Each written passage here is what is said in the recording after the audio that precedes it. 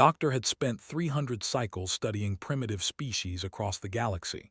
They had seen civilizations rise and fall.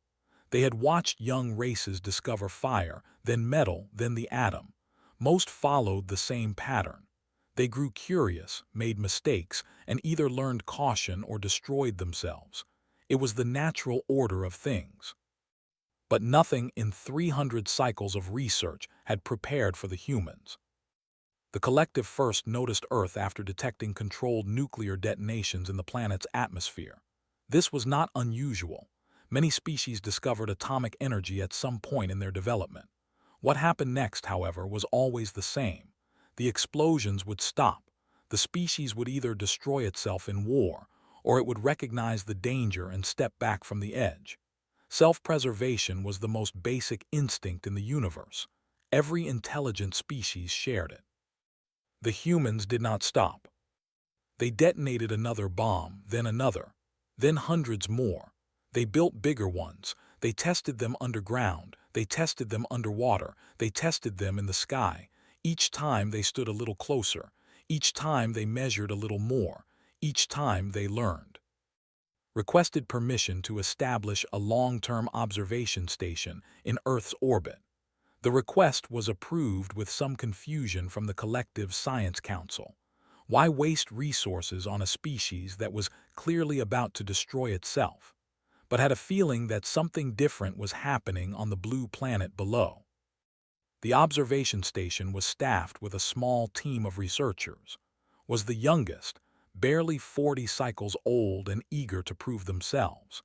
They specialized in theoretical physics and had been assigned to monitor the human scientific development.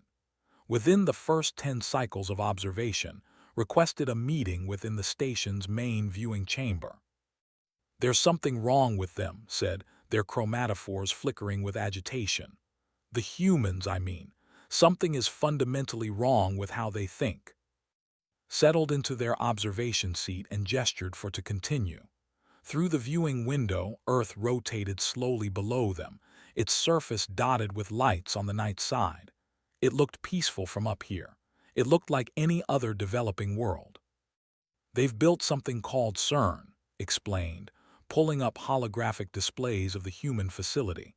It was a massive ring buried beneath the ground, spanning the borders of multiple nation-states. It's a particle accelerator. They use it to smash atomic particles together at near-light speed. "That's not unusual," said. "Many species build such devices when they reach this stage of development." "Yes, but look at what they're trying to do with it." Chromatophores shifted to a deeper shade of blue, indicating distress. "They're trying to recreate the conditions of the universe's birth. They want to understand what happened in the first moments after everything began." Understood the concern. Such experiments were not without risk. What are their safety models predicting? "That's just it." Pulled up another display, showing complex mathematical equations translated into collective notation. They've calculated a small but non-zero chance of creating a stable, which could theoretically convert all matter on their planet into strange matter. They've also acknowledged a possibility, however small, of triggering vacuum decay that could destroy the entire universe. Was quiet for a long moment, and they're proceeding anyway. They already have, multiple times. They keep increasing the energy levels. They keep pushing further. This was the part that could not understand. The humans knew the risks. They were not ignorant. Their scientists had done the calculations. They understood, at least theoretically, what could go wrong, and yet they pressed the button anyway. "Pull up everything we have on their early nuclear program," said, the one they called the Manhattan Project. Access the files, and the viewing chamber filled with images and documents from human history. Had studied this period before, but they wanted to see it for themselves. The Manhattan Project had been humanity's first attempt to harness atomic energy for destructive purposes. They had gathered their minds, given them unlimited resources, and asked them to build a weapon that could end wars. The scientists had worked for years, and when they were finally ready to test their creation, some of them had genuine concerns. Here, said, highlighting a particular document. One of their scientists calculated a small but real possibility that the detonation would ignite the nitrogen in their atmosphere, creating a chain reaction that would burn away all life on the planet. Chromatophores went pale. They couldn't have known that for certain until after the test. Correct, they did the math. They decided the probability was low enough to proceed, and then they pressed the button. The holographic display showed the first atomic test, a blinding flash in the desert that turned night into day. The scientists had watched from bunkers, uncertain if they were about to die, uncertain if they were about to kill everyone on their planet. They had done it anyway. This is insane, said. No species should behave this way. Self-preservation is the most basic instinct. How can they knowingly risk their own destruction? Had been asking that question for decades. They still did not have a satisfactory answer. They have a term for it. They call it acceptable risk. Acceptable? His voice rose in pitch. How is planetary extinction acceptable? I don't think the term means what you think it means. Pulled up more files, more examples. To the humans, acceptable risk doesn't mean they think the risk is low. It means they've decided that what they might gain is worth what they might lose. They're willing to bet everything because they want to know. The examples were endless. Humans had strapped themselves into rockets and launched themselves into the void of space, knowing that a single malfunction would mean death. Humans had descended to the crushing depths of their oceans in vessels held together by engineering calculations and hope. Humans had injected themselves with experimental diseases to test vaccines, deliberately making themselves sick to see if their cures worked. The pattern was always the same. When humans encountered something dangerous, something that could kill them, they did not run away. They ran toward it. They studied it. They poked it with sticks until they understood it, and then they tried to control it. I need to show you something else, said, their voice quieter now. They pulled up records from a human facility that had operated decades ago. This is from their radiation research program. The images showed humans in white coats handling metal spheres that glowed with invisible death. These were plutonium cores, the hearts of atomic weapons. The humans had built special assemblies to study how these cores behaved, bringing them close to critical mass to observe the resulting radiation. One assembly in particular caught attention. The humans had nicknamed it the Demon Core. It had killed 2 researchers in separate accidents, both times flooding the laboratory with lethal radiation. After the first death, any reasonable species would have sealed the core away. After the second death, they would have destroyed it entirely. The humans had kept experimenting. They had improved their safety procedures, yes, but they had not stopped. The knowledge they were gaining was too valuable. The questions they were answering were too important. They're not reckless, said slowly, working through the implications. That's what I've never been able to explain to the council. They're not reckless and they're not stupid. Their safety protocols are sophisticated. They just have a different calculation for when to proceed. What kind of calculation? Looked out at the blue planet below. Somewhere down there, humans were running experiments that could kill them. Somewhere down there, scientists were pushing the boundaries of knowledge, fully aware that those boundaries might push back. They've decided that some knowledge is worth dying for, said. And more importantly, they've decided that some knowledge is worth risking death for, which they consider meaningfully different. Was silent for a long moment. How do we classify them? They don't fit any of our models for developing species. Didn't have an answer. The humans were something new, something the collective had never encountered before. A species that ran toward danger instead of away from it.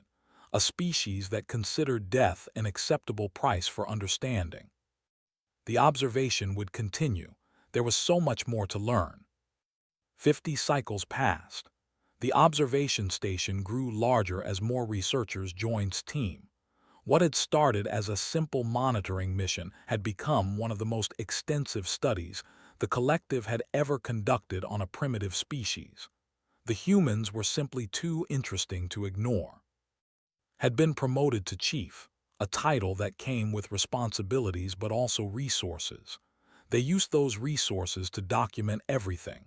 Every experiment the humans ran, every risk they took, every time they looked at danger and decided to proceed anyway. The archive grew larger with each passing cycle. Today was presenting their findings to the collective's High Science Council. The chamber was vast, filled with representatives from a dozen different species who had joined the collective over millions of years. They had all come to hear about the strange creatures from the third planet orbiting an unremarkable star. They call them test pilots, began, projecting images onto the chamber's main display. The images showed humans in strange suits, strapping themselves into vehicles that looked barely functional. These are individuals who volunteer to operate experimental aircraft at speeds and altitudes known to be lethal. The word volunteer caused a ripple of confusion through the council. Counselor, a senior member whose species had joined the collective before was born, leaned forward in their seat. Surely they're coerced, said. Criminals conscripted into dangerous service. That would explain the behavior. No, pulled up more records, personnel files translated into collective notation. They compete for these positions. There are far more applicants than available slots. They consider it an honor to be selected. The council fell silent, could see them struggling to understand. It went against every instinct, every model of behavior they had developed over millions of years of studying intelligent life. The pattern is consistent across their entire history, continued. When they develop a dangerous new technology, they don't quarantine the knowledge. They don't run multi-generational simulations. They find someone willing to test it personally. The presentation went on. Humans had tested the first supersonic aircraft when no one was certain if the human body could survive the transition. The pilot had done it anyway, reporting calmly as his aircraft shook itself apart around him. Humans had launched themselves into orbit strapped to barely controlled explosions, knowing that any malfunction would mean death in the most hostile environment imaginable. More recently, humans had begun experimenting with genetic modification. They were editing their own genetic code, deliberately changing the fundamental building blocks of life. When asked about the risks, their scientists had acknowledged that they didn't know what might go wrong. They had proceeded anyway.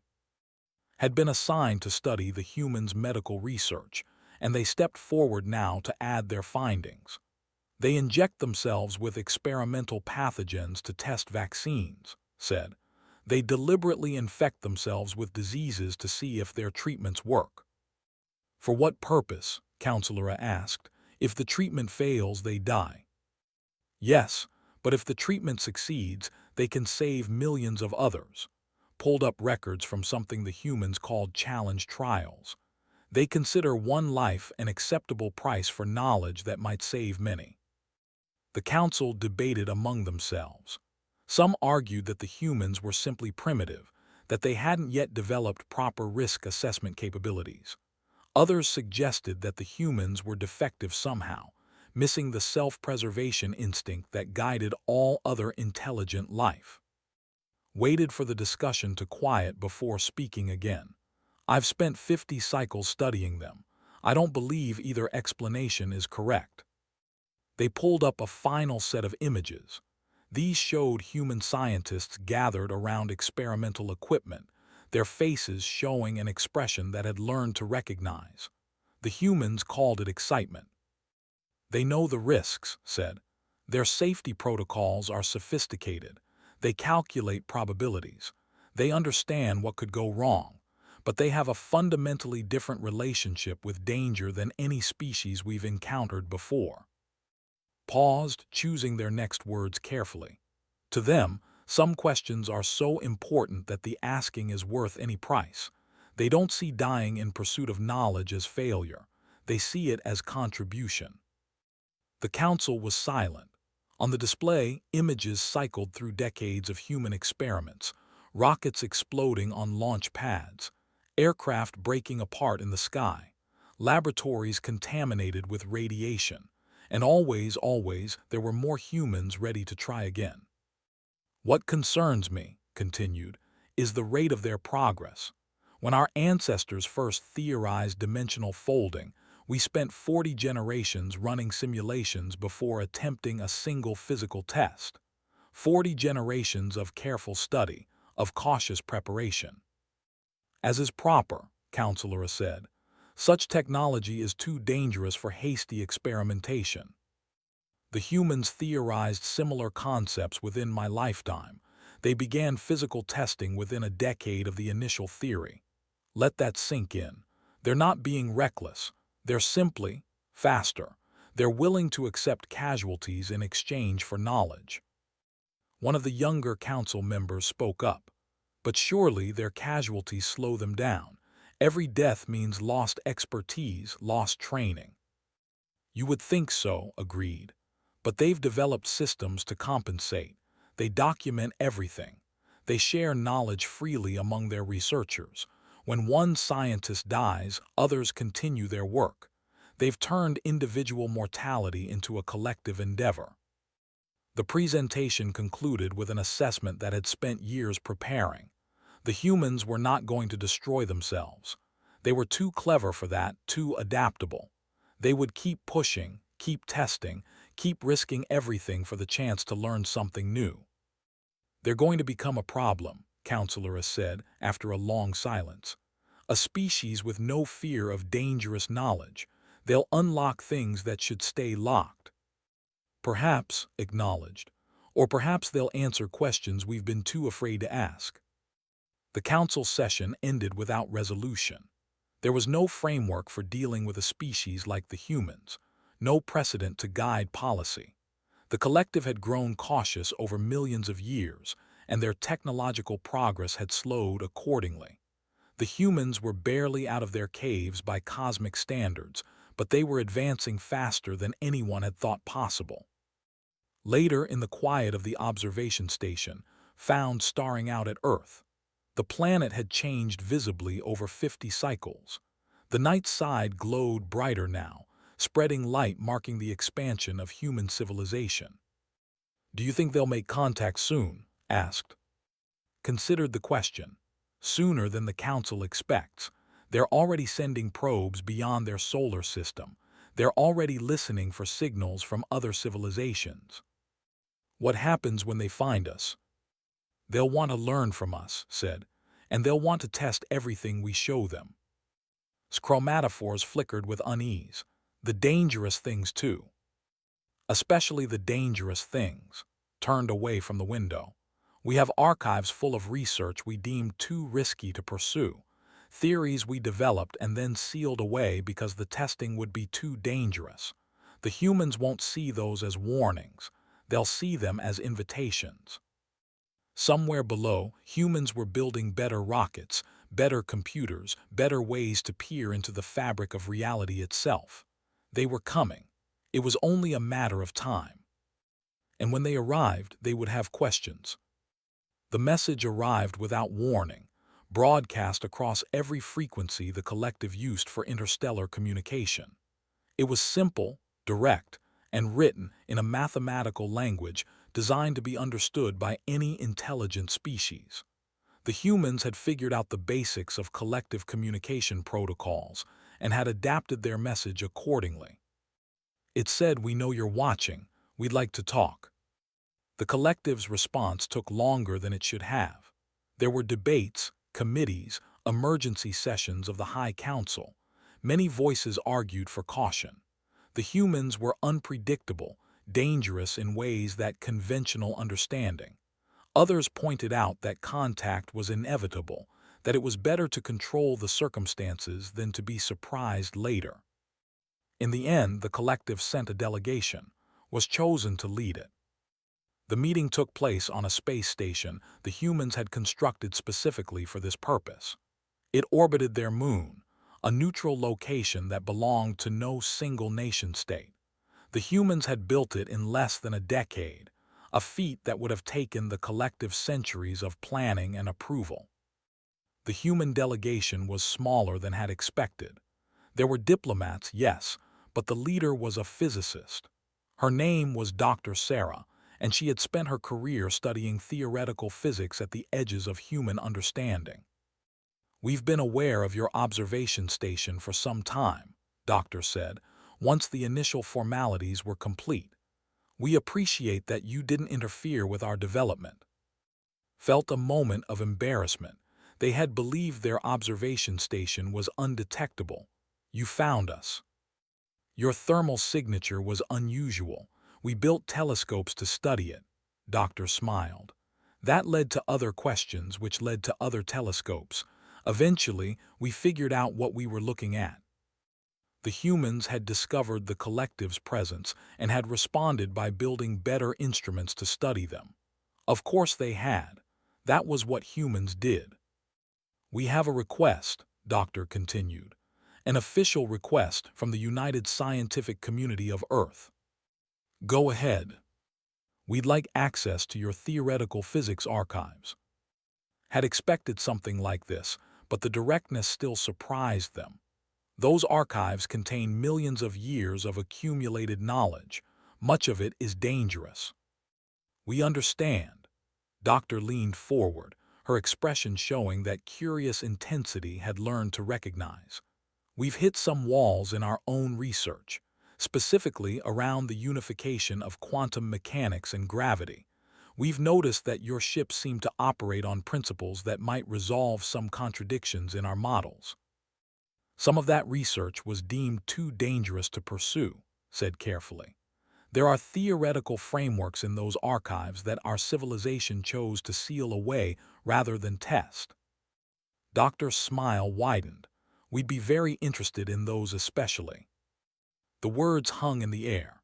Thought about all the cycles they had spent studying humans, all the examples they had documented of human scientists running toward danger rather than away from it. This moment was the culmination of everything they had observed. "The risks involved in some of that research are substantial," said. "Some experiments could sterilize planets. Some could affect the fabric of space itself." "We've already built isolated facilities," Doctor replied. "Stations far from Earth, far from any other human settlement. We've recruited teams who understand the stakes. We've got people ready to sign on tonight." Ready to sign on tonight. Ready to risk their lives testing theories that the collective had abandoned ago. Ready to die for the chance to answer questions that had been left unanswered for millions of years. "Why?" asked. It was the question they had been asking since they first started observing Earth, and they still didn't fully understand the answer. "You know the risks are real. Your people die in these experiments. They've always died in these experiments. Why do you keep doing it?" Doctor was quiet for a moment, considering her response. "Do you know how we got here? To this station, to this conversation?" "Your species developed. It's a common progression." "No, I mean specifically, how we got here." Doctor gestured at the station around them. "Every piece of technology that made this possible was tested by someone who knew they might die. The rockets, the life support, the navigation systems. At every step, there was someone who said, 'I'll try it.'" She paused, her expression thoughtful. "The ones who die in our experiments, they go knowing they moved the line forward. They helped answer a question that nobody had answered before. For us, that's not a tragedy, that's a legacy." Understood the words, but the concept behind them remained alien. The collective had survived for millions of years by being careful, by running simulations, by never testing anything until they were certain it was safe. The humans had reached space in less than a century by doing the exact opposite. "Your approach is dangerous," said. "Not just to yourselves. Some of the sealed research involves energies that could affect other species, other worlds." "We know, that's why we want to work with you." Doctor leaned back in her seat. "We're not asking for unsupervised access. We're asking for partnership. You have knowledge we don't have. We have a willingness to test things that you don't have. Together, we could answer questions that neither of us could answer alone." The proposal was unexpected. had assumed the humans would want to take the knowledge and run with it, pushing ahead at their characteristic reckless pace. Instead, they were offering cooperation. "The Council will need to consider this," said. "Of course, take whatever time you need." Doctor smiled again. "But while they're considering, we were thinking we might start with the dimensional folding research. We have some ideas we'd like to test." Dimensional folding. The collective had developed the theory over 1 million years ago. They had run simulations for 40 generations, identified the risks, and ultimately decided the testing was too dangerous. The technology had remained theoretical, sealed away in archives that most species weren't even allowed to know existed. The humans wanted to test it. They probably already had ideas about how to do it safely. They probably already had volunteers lined up, scientists who would consider it an honor to risk their lives for a chance at answers. "You understand what you're asking," said. "That research has been sealed because the failure modes could affect space itself, not just local space, the fabric of the universe. We've read your preliminary papers, the ones you sent before the research was sealed." Doctor's expression was calm, certain. "We think we can minimize the risks, not eliminate them but minimize them, and the potential benefits are extraordinary." Felt something they had never felt in 300 cycles of research. It was a combination of fear and something else, something harder to name. The humans were going to do this. Whether the collective helped them or not, the humans would find a way to test the theories that everyone else had been too afraid to touch. Maybe it was better to be involved. Maybe the collective's caution could balance the humans' eagerness. Maybe, together, they could find answers that neither species had been able to reach alone. "I'll present your proposal to the Council," said finally. "But I should warn you, they're likely to be concerned. The collective has survived by being careful. What you're suggesting goes against millions of years of precedent." "We're not asking you to change who you are," Doctor replied. "We're just asking you to work with us while we change who we are." The meeting concluded with agreements to continue discussions. As the human delegation prepared to return to Earth, found themselves watching Doctor. She was already talking with her colleagues, already making plans, already thinking about experiments they might run and questions they might answer. Appeared at side, "What do you think will happen?" Considered the question. The universe had produced countless intelligent species over billions of years. Most of them had learned caution. Most of them had decided that some risks weren't worth taking. The humans were different. They looked at danger and saw opportunity. They looked at sealed archives and saw invitations. "I think they're going to change everything," said. "One way or another, they're going to change everything." Below them, Earth turned slowly on its axis. Its surface was covered with lights now, spreading further every cycle. The humans were building, growing, reaching outward. They had barely left their planet, and they were already asking questions that the oldest civilizations in the galaxy had been too afraid to ask. Somewhere down there, scientists were preparing for experiments that could reshape the universe. They knew the risks. They understood what could go wrong, and they were going to try anyway.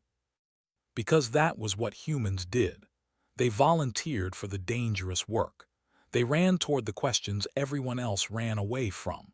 They died pushing boundaries, and then more of them stepped forward to push even further.